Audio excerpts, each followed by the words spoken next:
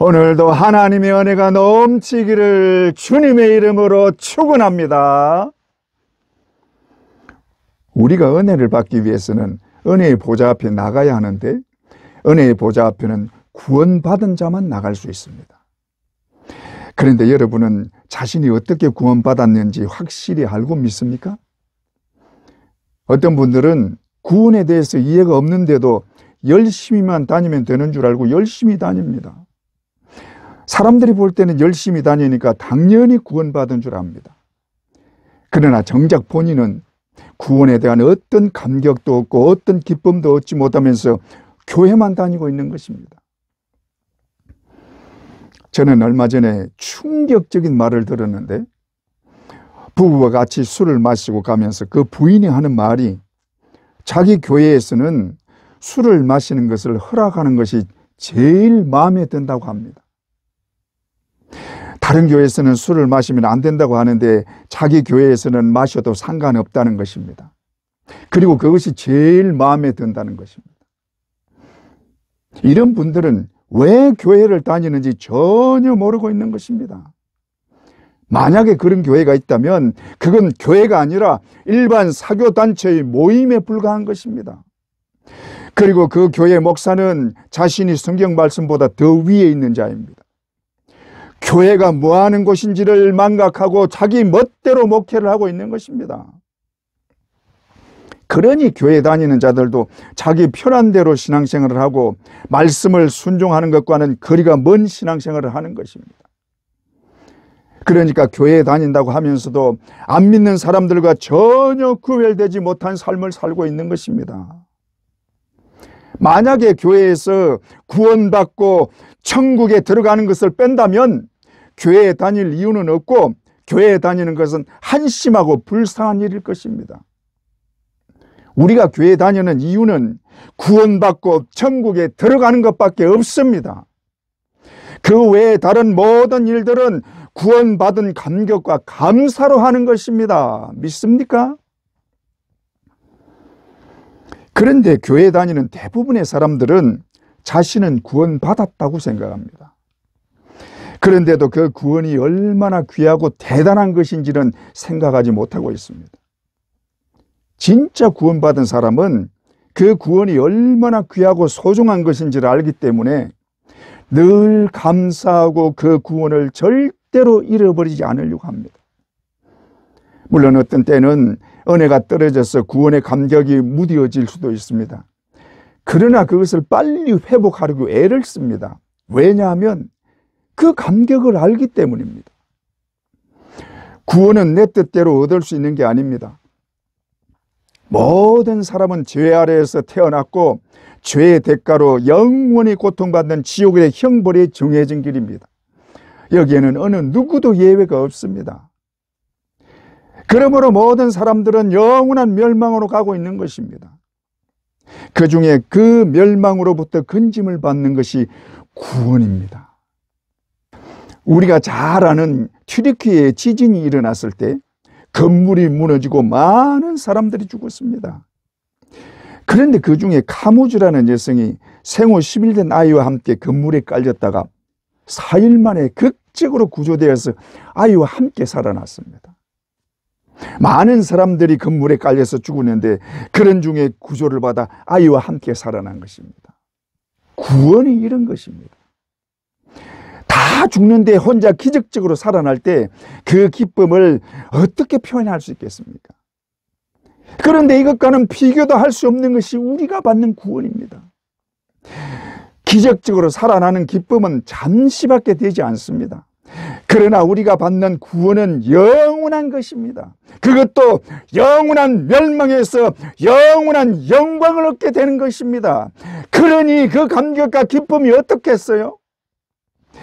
그러므로 구원받는 그 감격은 구원받은 자만 알 수 있는 것입니다. 그런데 이 구원은 내 능력이나 내 노력으로 받는 게 아닙니다. 열심히 신앙생활하고 충성 봉사한다고 받는 것도 아닙니다. 내 믿음으로 받는 것도 아닙니다. 구원은 오로지 하나님께서 주시는 은혜요 선물입니다. 나에게 어떤 대가를 요구하지도 않습니다. 세상 사람들과 똑같은 죄인이었을 때 오히려 세상 사람들보다 더 죄인이었던 나를 하나님이 택하여 구원을 주신 것입니다. 그 더럽고 추악한 나의 죄를 씻기 위하여 자신의 독생자를 이 땅에 보내시고 내 대신 모든 저주를 받고 십자가에 달려 보배 피를 흘리고 죽게 하시고 그 피로 나의 죄를 씻어 주셨습니다. 그리고 구원의 은혜를 주신 것입니다. 믿습니까? 얼마 전에 예수님의 생애라는 영화를 봤는데 십자가에 못 박히는 장면을 보면서 울지 않을 수가 없었습니다. 손과 발에 못이 박힐 때 얼마나 아팠으면 소리를 질렀습니다. 얼마나 아프고 고통스러웠을까요? 그 고통을 죽을 때까지 당한 것입니다. 오로지 나의 죄 때문에 그 십자가에 못이 박힌 것입니다. 그리고 그 십자가에서 흘리신 피로 내 죄를 씻어 주셨습니다. 하나님은 그의 아들 예수를 믿는 믿음을 나에게 주셨습니다. 세상 많은 사람들 중에 나를 택하여 나에게 주신 것입니다. 세상 사람들은 받지 못하는 것을 아무것도 아닌 나에게, 죄인인 나에게 거저 주신 것입니다. 그러니 감사할 수밖에 없고 찬송할 수밖에 없는 것입니다. 할렐루야. 우리 모두 이 은혜를 진심으로 감사하고 찬송할 수 있기를 주님의 이름으로 축원합니다. 그런데 하나님은 우리에게 구원만 주신 게 아니라 우리를 그의 자녀 삼아 주시고 자녀의 권세까지 주셨습니다. 요한복음 1장 12절, 영접하는 자 곧 그 이름을 믿는 자들에게는 하나님의 자녀가 되는 권세를 주셨으니.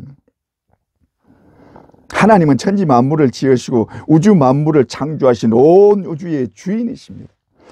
그런데 우리가 그 하나님의 자녀가 된 것입니다. 그러니 그 권세가 얼마나 대단하겠습니까? 우리가 천국에 가면 이 권세가 얼마나 대단한지 실감할 것입니다. 우리의 신분은 하나님 나라를 유업으로 받는 하나님의 아들입니다. 갈라디아서 4장 7절, 그러므로 내가 이후로는 종이 아니요 아들이니 아들이면 하나님으로 말미암아 유업을 받을 자니라. 우리가 하나님의 아들이라는 말은 하나님으로부터 유업을 받는다는 말입니다. 이것은 천사에게도 없는 권세입니다. 천사는 하나님의 아들이 되지 못합니다. 히브리서 1장 5절, 하나님께서 어느 때에 천사 중 누구에게 너는 내 아들이라 오늘 내가 너를 낳았도다 하셨으며 또다시 나는 그에게 아버지가 되고 그는 내 아들이 되리라 하셨느냐. 그러므로 우리가 천국에서 가지는 권세는 천사도 갖지 못하는 권세입니다. 더욱 이 자녀의 권세는 천국에서뿐 아니라 이 땅에서도 가지는 권세입니다. 우리가 이 땅에서 가지는 자녀의 권세는 여러 가지가 있습니다만 대표적으로 오늘 말씀에서 보듯이 은혜의 보좌 앞에 담대히 나갈 수 있는 것입니다. 은혜의 보좌는 하나님의 보좌를 말하는데 은혜의 보좌라고 하는 것은 그 보좌 앞에 은혜로 나갈 수 있게 되었기 때문입니다. 은혜가 아니면 보좌 앞에 아무도 나갈 수 없습니다. 은혜 아니면 그 앞에 아무도 서지 못합니다. 성경의 보좌를 구체적으로 나타내는 것은 계시록입니다. 계시록 5장 9절에서 10절, 그 생물들이 보좌에 앉아서 세세토록 살아계시는 이에게 영광과 존귀와 감사를 돌릴 때에 24장로들이 보좌에 앉으신 이 앞에 엎드려 세세토록 살아계시는 이에게 경배하고 자기의 관을 보좌 앞에 드리며. 여기 보좌와 그 주위에 있는 생물들과 24장로들은 천국에서 가장 귀한 직분자들입니다. 그런 자들이 하나님의 영광의 보좌 앞에서 밤낮 찬양과 영광을 돌리고 있습니다. 그러니 그런 자리에 누가 나갈 수 있겠습니까? 그 영광 앞에 감히 설 수 있는 자는 아무도 없는 것입니다. 그 그런데 그 영광의 보좌 앞에 우리가 담대히 나갈 수 있게 되었는데 그 이유는 예수 그리스도의 구속의 은혜 때문입니다. 우리는 죄로 인해 거룩하신 하나님 앞에 나가는 것을 불가능한 것이요 상상도 할 수 없는 일입니다. 그러나 예수 그리스도가 내 죄를 담당하시고 십자가에 달려 보배 피를 흘려주심으로 우리의 죄를 대속해 주셨습니다. 그리고 하나님 보좌 우편에 앉으시고 대제사장으로 우리를 위한 중보자가 되셨습니다. 그래서 그 은혜로 우리가 보좌 앞에 담대히 나갈 수 있게 해주셨습니다. 그러므로 우리가 보좌 앞에 담대히 나갈 수 있는 것은 오로지 예수 그리스도의 은혜로 인한 것입니다. 그러므로 이제 우리는 하나님의 보좌 앞에 무수하면서 나가는 것이 아니라 자비와 긍휼을 받을 수 있는 은혜의 자리로 나가는 것이 된 것입니다. 믿습니까? 그런데 우리가 은혜의 보좌 앞에 나가려면 나가는 방법이 있어야 하는데 하나님이 우리에게 주신 방법은 말씀과 찬양과 기도입니다. 이것은 신앙생활의 기본입니다. 그러므로 신앙생활을 제대로만 하면 은혜의 보좌 앞에 나가서 은혜를 받을 수 있게 하신 것입니다. 이것을 좀 살펴보면 먼저 말씀으로 은혜의 보좌 앞에 나갈 수 있습니다. 우리가 은혜의 보좌 앞에 나갈 수 있는 것은 오로지 예수 그리스도의 은혜 때문입니다. 그러므로 우리는 예수 그리스도로 말미암아 보좌 앞에 나가는 것입니다. 그런데 예수 그리스도는 말씀이십니다. 요한복음 1장 14절 말씀이 육신이 되어 우리 가운데 거하심에 우리가 그의 영광을 보니 아버지의 독생자의 영광이요 은혜와 진리가 충만하더라. 그러므로 말씀을 가까이 하는 것이 예수 그리스도를 가까이 하는 것입니다. 따라서 말씀을 읽고 듣기를 좋아해야 하는 것입니다. 말씀이신 예수 그리스도는 우리를 은혜의 보좌 앞으로 인도해 주십니다. 그런데 말씀을 읽고 들을 때 집중해야 합니다. 왜냐하면 말씀을 통해 하나님의 은혜의 보좌 앞에 나가게 되기 때문입니다. 그런데 말씀을 가까이 하고 집중하다 보면 지금까지 깨닫지 못했던 말씀이 어느 날 깨달아지거나 그동안 맛보지 못했던 감격과 기쁨이 솟아나는 것을 느낍니다. 이게 하나님의 은혜요 성령의 깨닫게 하시는 은혜인 줄 믿습니다. 여러분 믿습니까? 하지만 성경을 읽는다고 다 깨달아지는 것은 아닙니다. 저도 성경을 수백 번 안 하지만 수십 번 이상을 읽었습니다. 그러나 성경을 얼마나 깨달았느냐? 그야말로 빙산의 일각입니다. 지금도 말씀을 깨달아가는 중입니다. 그러므로 깨달아지지 않는다고 실망하지 말고 계속 가까이 하다 보면 어느 날 깨닫게 해주시고 그로 인해 은혜의 보좌 앞에 더 가까이 나가게 해주시는 것입니다. 믿습니까? 그런데 말씀을 깨닫고 마음의 은혜가 찾아오면 그 기쁨은 말로 표현할 수 없을 정도로 좋은 것입니다. 그 기쁨을 어떻게 말로 표현할 수 있습니까? 그래서 그 은혜를 주체할 수 없어서 기쁨의 눈물을 흘리기도 하는 것입니다. 이게 은혜의 보좌 앞에 나아가는 복입니다.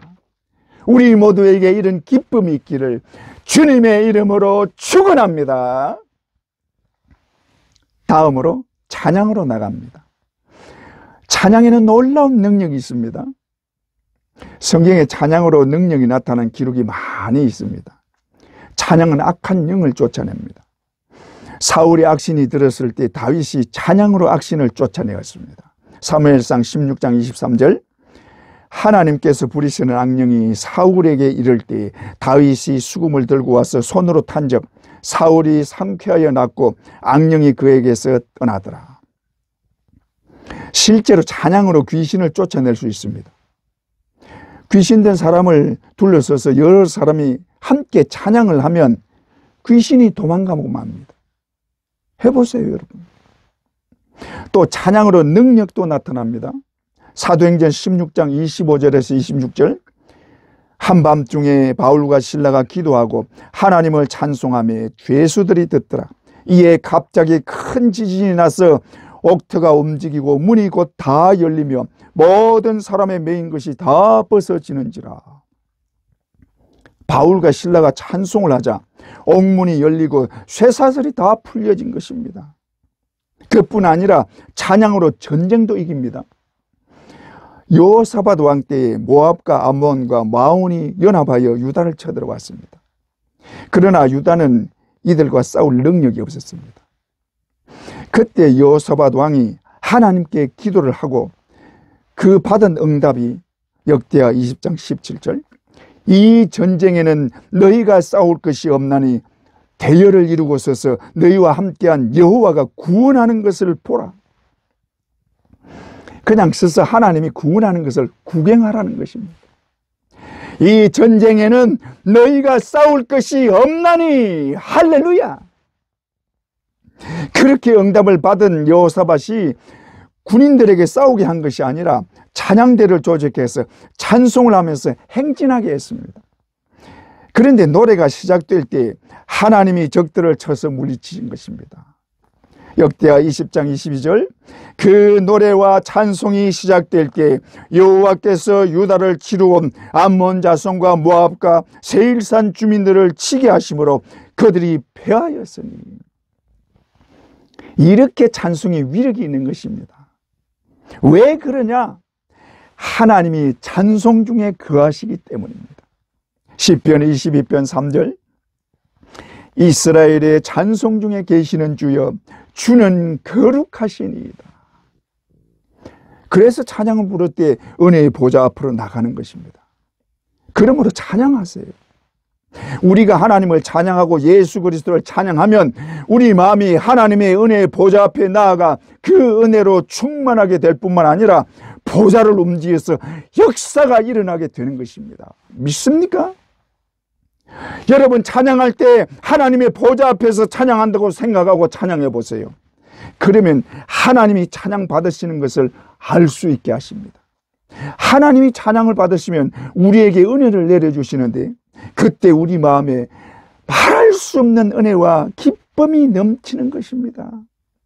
우리 모두에게 이런 은혜와 기쁨이 넘치기를 주님의 이름으로 축원합니다.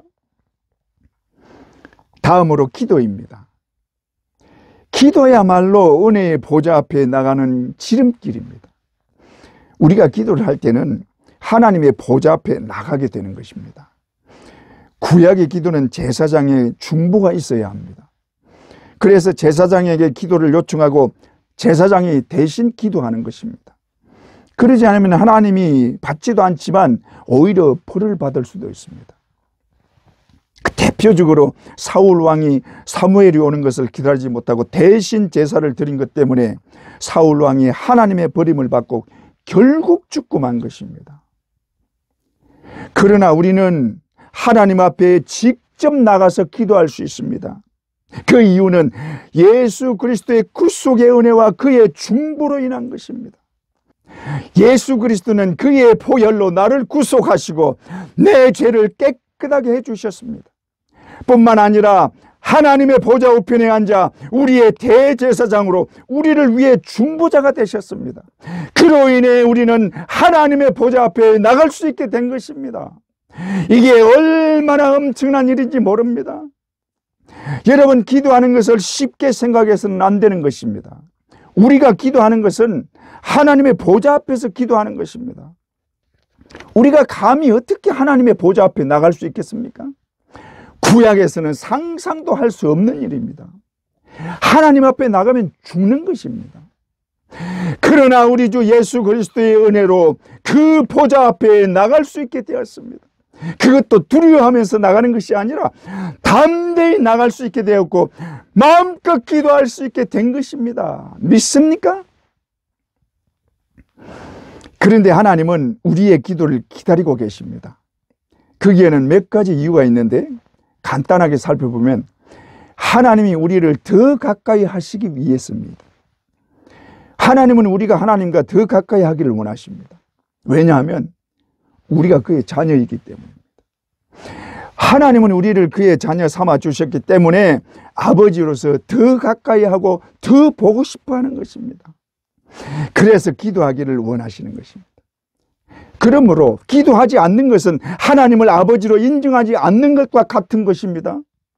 따라서 예수 그리스도를 나의 구세주로 믿고 하나님을 나의 아버지로 믿는다면 기도해야 하는 것입니다. 믿습니까? 또 은혜를 주시기 위해서 우리의 기도를 기다리십니다. 하나님은 우리에게 은혜 베풀기를 정말로 원하십니다. 그런데 은혜를 받기 위해서는 그 앞에 나가야 하는데 나오지를 않으니 주고 싶어도 줄 수가 없는 것입니다. 하나님은 나에게 주실 모든 은혜를 준비하고 기다리고 계십니다. 그러므로 그 앞에 나가야 하고 그러기 위해서 기도해야 하는 것입니다.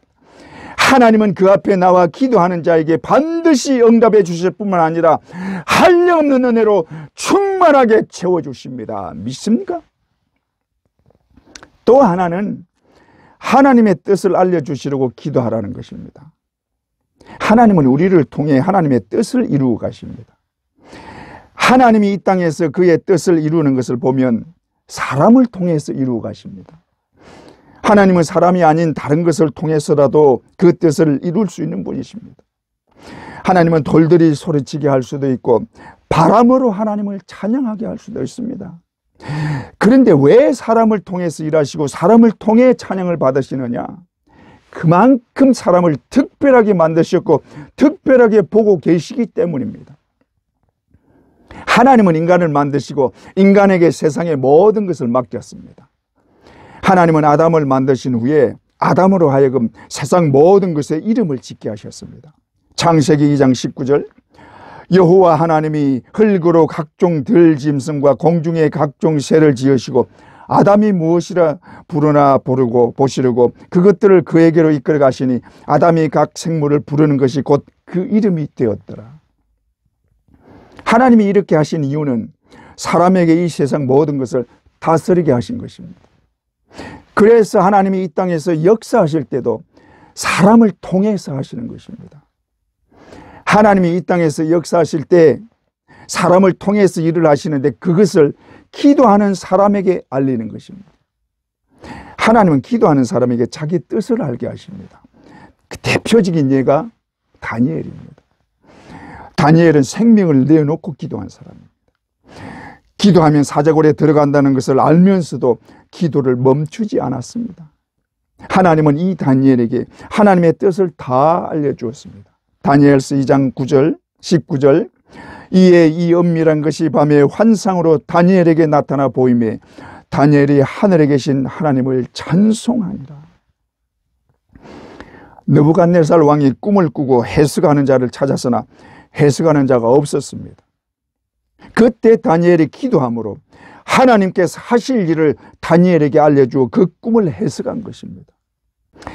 하나님은 기도하는 사람에게 알려주시고 기도하는 사람을 통해 일하십니다. 그래서 하나님은 기도하기를 원하시고 기도하는 사람을 찾으시는 것입니다. 하나님은 부족한 우리의 기도를 통해서도 역사하십니다. 믿습니까? 우리 모두 기도함으로 하나님의 역사에 동참하는 자들이 되시기를 주님의 이름으로 축원합니다.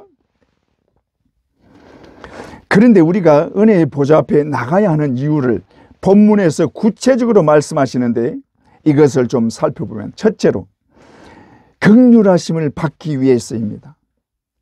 히브리서 4장 16절 그러므로 우리는 긍휼하심을 받고 때를 따라 돕는 은혜를 얻기 위하여 은혜의 보좌 앞에 담대히 나아갈 것인지라.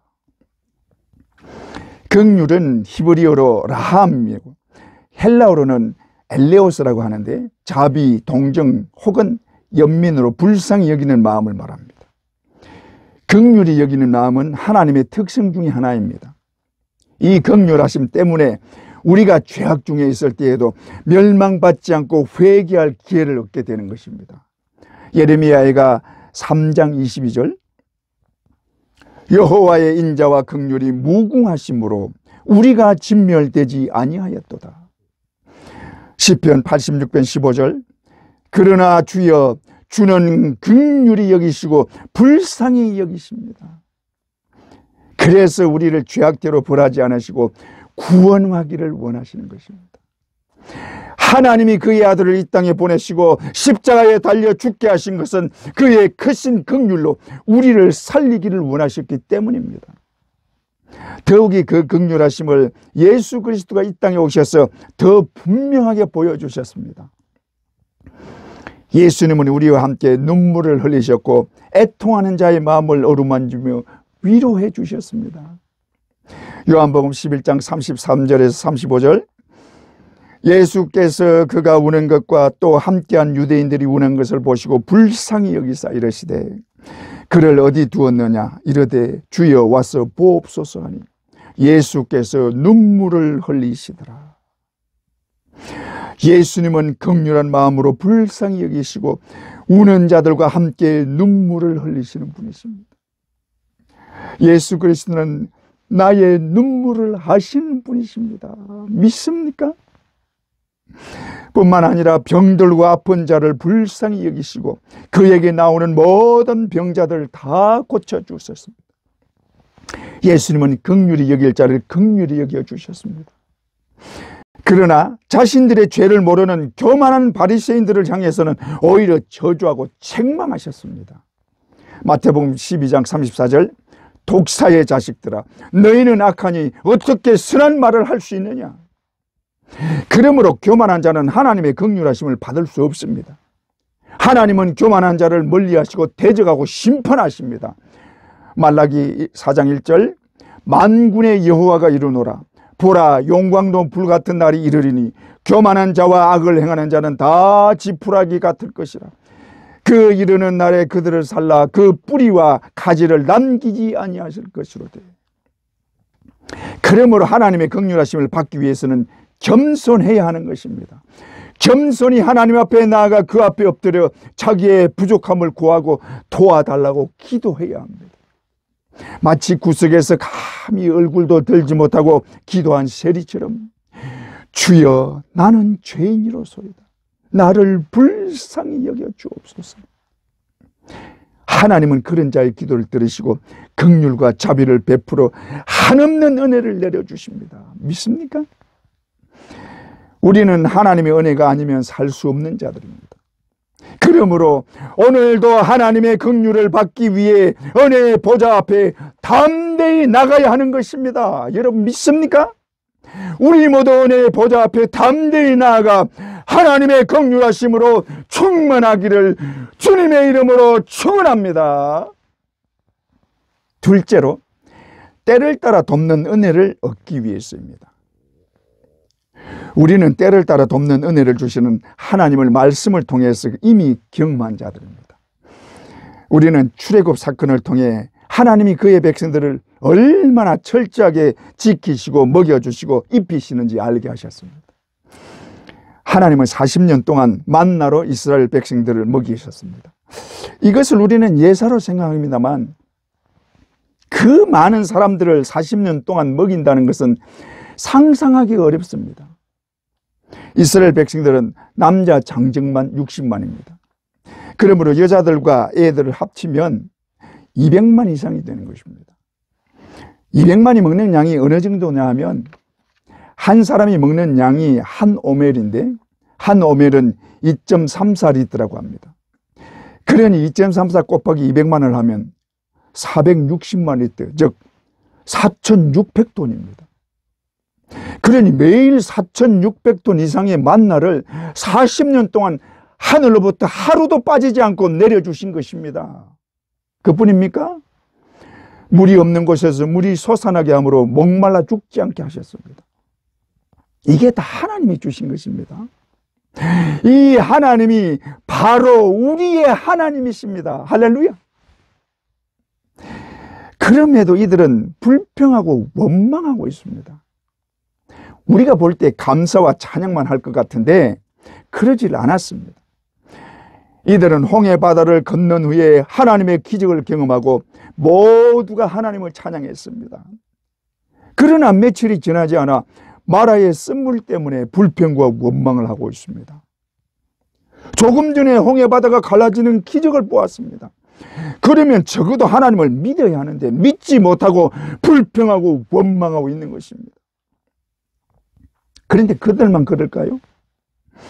우리는 달라야 하는데, 우리는 그들과 달라야 하는데 우리도 그들과 똑같은 자들이라는 것입니다.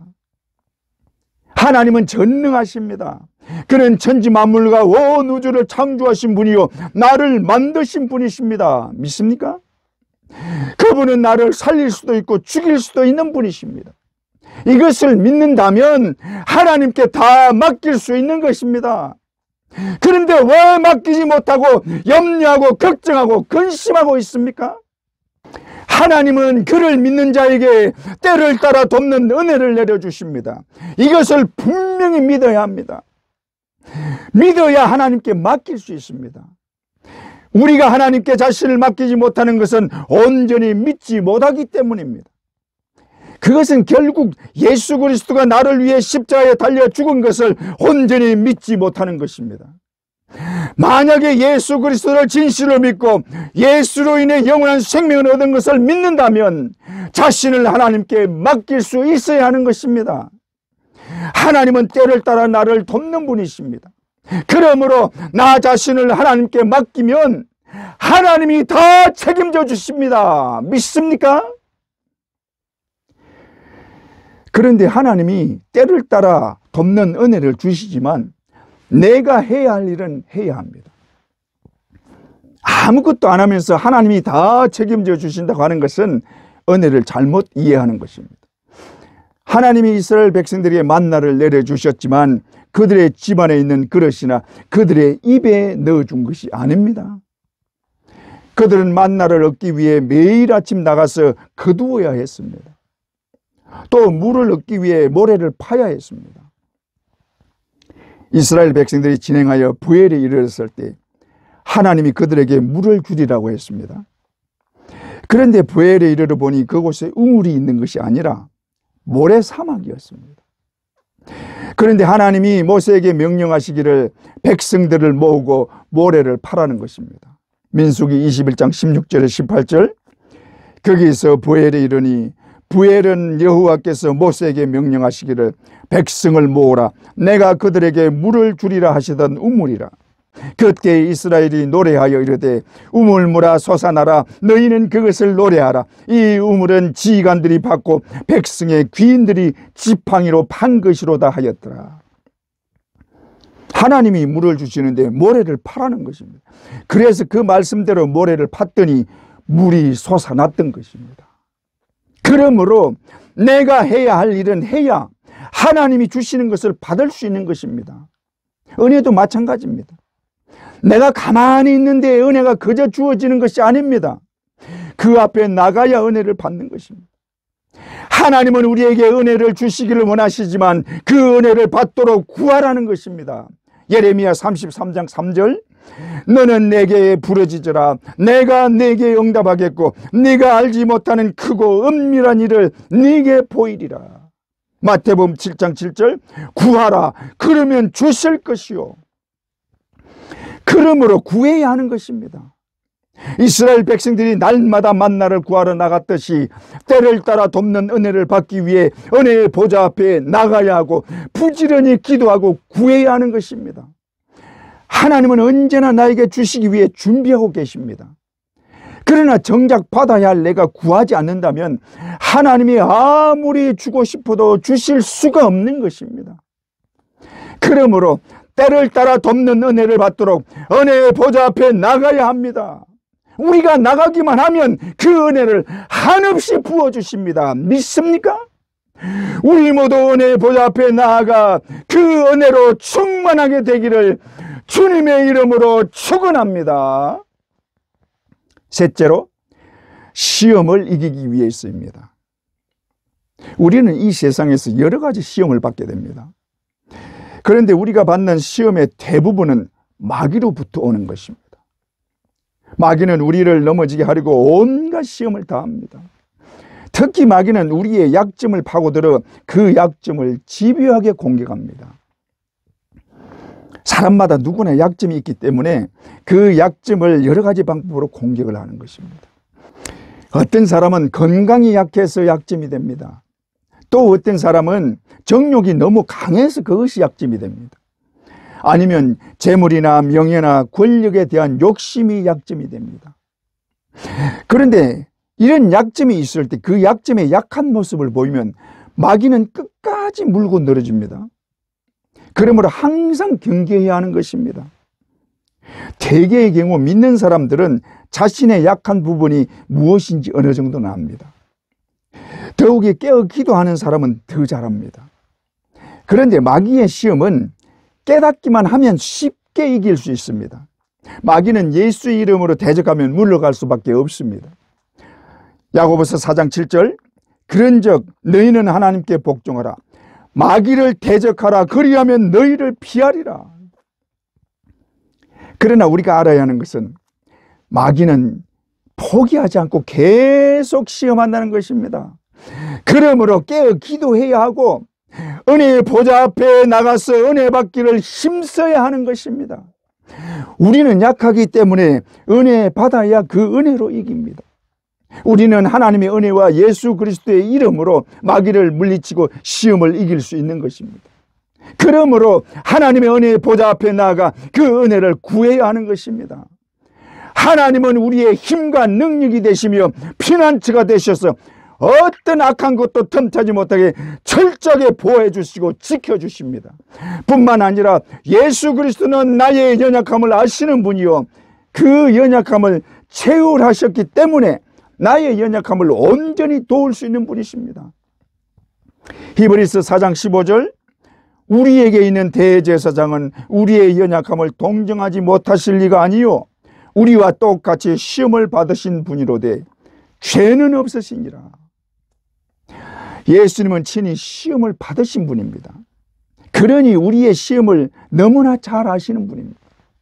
그래서 우리를 동정하고 시험을 이기도록 도우시는 것입니다. 뿐만 아니라 예수 그리스도는 대제사장으로 우리의 중보자가 되시기 때문에 우리가 은혜의 보좌 앞에 담대히 나아가 때를 따라 돕는 은혜를 한없이 받게 해주십니다. 그러므로 우리는 하나님의 은혜와 예수 그리스도의 도우심으로 어떤 시험도 넉넉히 이길 수 있는 것입니다. 믿습니까? 우리 모두 하나님의 은혜와 예수 그리스도의 도우심으로 어떤 시험도 이기는 자들 되시기를 주님의 이름으로 축원합니다. 넷째로 성화와 영화를 이루기 위해서입니다. 우리의 신앙생활의 최종 목표는 영화를 얻는 것입니다. 그런데 영화를 얻기 위해서는 성화가 이루어져야 합니다. 성화는 우리가 거룩해지는 것입니다. 우리가 천국에 들어가기 위해서는 거룩해져야 합니다. 왜냐하면 하나님이 거룩하시며 거룩한 자들만 천국에 들어갈 수 있기 때문입니다. 그래서 중세시대에는 믿는 자들에게 거룩을 굉장히 강조했습니다. 그래서 거룩해지기 위해서 속세를 떠나 산 꼭대기에 수도원을 짓고 거기에서 지내거나 심지어 나무 꼭대기에서 내려오지 않고 거기에서 생활하기도 했습니다. 그러나 이것은 성경을 잘못 본 결과입니다. 거룩은 내 힘으로 이룰 수 있는 게 아닙니다. 우리가 성화를 이루는 것은 하나님 앞에 더 가까이 나아가 그 은혜로 충만해질 때입니다. 우리는 예수를 구세주로 믿고 성령으로 거듭날 때 죄의 사함을 받고 깨끗해졌습니다. 그리고 하나님이 우리를 죄 없다고 선언해 주셨습니다. 그러므로 우리는 깨끗하게 되었고 거룩하게 된 자들입니다. 믿습니까? 그러나 우리의 육신을 벗지 못한 결과 죄의 본성이 남아있기 때문에 이것과 싸워야 합니다. 그런데 이 죄와 싸워서 이기는 것은 내 힘만으로 안 되기 때문에 성령의 도우심이 필요하고 하나님의 은혜가 필요한 것입니다. 그래서 은혜의 보좌 앞으로 나가야 하는 것입니다. 그런데 은혜의 보좌 앞에 나가는 것은 자연히 세상과 멀어지게 되는 것입니다. 그러므로 은혜의 보좌 앞에 나가면 나갈수록 세상과는 멀어지고 더욱 거룩해지는 것입니다. 그로 인해 천국은 더 가까워지고 우리가 그토록 원하는 천국의 영광을 보게 되는 것입니다. 이것이 영화를 이루는 것입니다. 그런데 우리는 이미 영화롭게 되었다고 말씀합니다. 로마서 8장 30절, 또 미리 정하신 그들을 또한 부르시고 부르신 그들을 또한 어렵다 하시고 어렵다 하신 그들을 또한 영화롭게 하셨느니라. 여기서 모든 동사가 다 과거형입니다. 무슨 말이냐? 하나님이 우리를 예수 믿게 하셨고 그로 인해 이미 영화롭게 하셨다는 것입니다. 그러므로 믿는 우리는 이미 영화롭게 된 자들입니다. 이것이 예수 믿는 자들에게 주시는 하나님의 축복입니다. 하나님은 예수 믿는 우리를 그의 자녀 삼아 주셨습니다. 그리고 그의 자녀로서 하나님과 함께 하늘의 영광을 누리게 하셨습니다. 믿습니까? 이 모든 것이 하나님의 은혜와 예수 그리스도의 구속의 은혜로 된 것입니다. 그러므로 우리가 은혜의 보좌 앞에 담대히 나갈 수 있는 것은 오로지 예수 그리스도의 구속의 은혜로 인한 것입니다. 예수 그리스도가 아니면 나는 아무것도 아니요, 나는 예수 때문에 죽음의 저주에서 살아난 자요, 예수 때문에 영원한 생명을 얻은 자요, 예수 때문에 하나님의 자녀가 된 것입니다. 그러므로 예수 없이는 은혜의 보좌 앞에 절대로 나갈 수 없는 것입니다. 예수 그리스도는 하늘 보좌 우편에서 지금도 나를 위해 중보하고 계십니다. 그로 인해 은혜의 보좌 앞에 담대히 나갈 수 있게 된 것입니다. 그러므로 우리는 긍휼하심을 받고 때를 따라 돕는 은혜를 위하여 은혜의 보좌 앞에 담대히 나갑시다. 할렐루야. 우리 모두 이 은혜의 보좌 앞에 담대히 나아가 그 은혜로 충만하시기를 주님의 이름으로 축원합니다.